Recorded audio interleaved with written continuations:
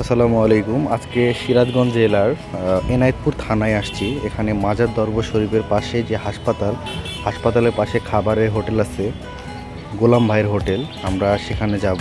দেখতে পাচ্ছেন মাজার দরবার শরীফটা সাজাইছে কি সুন্দর করে। এটা বেসিক্যালি হাসপাতালের মেইন গেট। এই যে ভিতরে যেটা সম্পূর্ণ হাসপাতাল। এখানে অনেক দূর দূরান্ত থেকে মানুষ পড়াশোনা করতে আসে এবং চিকিৎসা ব্যবস্থা সিরাজগঞ্জের মধ্যে সবচেয়ে ভালো। তো হাসপাতালের পাশ দিয়ে রাস্তা, অনেক মানুষজন থাকে এখানে। আমরা প্রায় চলে আসছি। এই যে গোলাম ভাইয়ের হোটেল। হোটেলটার মান খুব একটা ভালো না ডেকোরেশন, বাট খাবারের মান অত্যন্ত ভালো। এখানে এক ভাই রান্না করতেছে। এই যে আমি হোটেলে চলে আসছি, যদিও রান্নাগুলো কী কী হচ্ছে দেখি।